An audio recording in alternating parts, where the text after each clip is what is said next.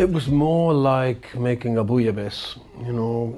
I put something in the pot, and he'd put something in the pot, we'd stir it up, and then we'd put something else in, and put something in, it wouldn't be good, so we'd take it out. You know, it was just like cooking. I think the ground floor where we both had a commonality was in reggae. I love reggae, always have. He's an authentic reggae star. And so that was the beginning of our musical language, but then we did not make a reggae album. It is very much a pop record with the ground floor being reggae, and then we built on top of that in many different genres. And so, you know, it's not a reggae record. True love you. You know, we were in a reggae vinyl store yesterday here in Paris, and it's full of Jamaican music produced by this tiny island with a relatively tiny population, and it's amazing how much music has come out of this island, and it's almost as if its major industry is music. It's extraordinary. And you know, I think musicologists should write about this, or sociologists should write about why this island produced so much great music. It's a fact, and all of us, the whole world benefited from it. I certainly did. I was influenced by reggae from a very early age. And Bob Marley, for example, was one of my mentors, one of my teachers. And I say on the album, you know, his ghost haunts me to this day in a good way. So I owe Jamaica a lot in many ways. And I like the place. I mean, I spent a lot of time there in the 80s.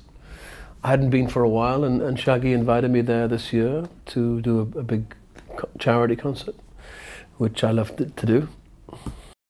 True love you. It'd probably be about Marley. Yeah, me too. Yeah, it'd be about Marley. Exodus. I like Kaya. Yeah, Catch a Fire. I don't want to even mention the way your body perfectly designed. It is a feel-good album, and it is an album that is despite it being a feel-good album, and it touches on a lot of very strong social and political issues. But we did that in a very unique way, in a very smart way, I would think, where we did it to where it was with a lot of sunshine, a lot of fun, and a lot of energy, and we kind of gave a lot of hope.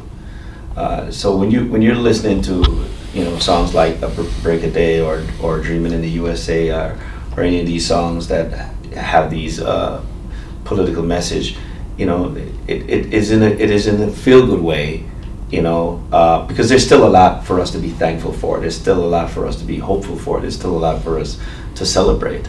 There's still a lot of us for us not to take for granted.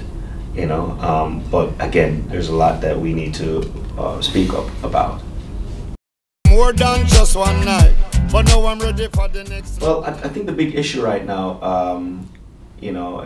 which is, and I just named this, I'm not putting them in any particular order because there's so much, we won't have time to go through the amount of things.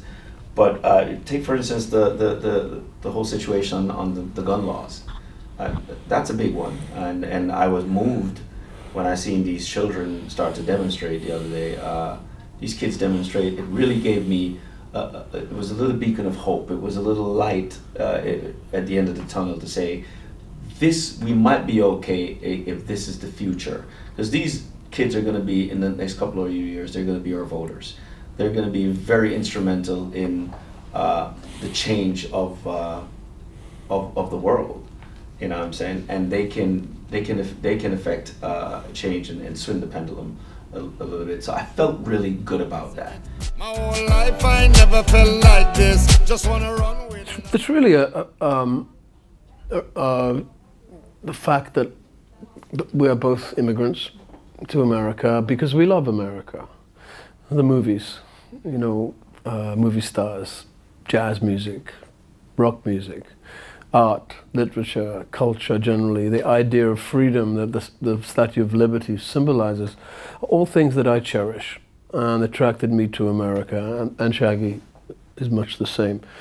All of those things are under threat right now. and we must remind Americans that the reason we love them is not because they have a mighty army or anything else, or because Donald Trump, thinks he's got a bigger dick than everybody else.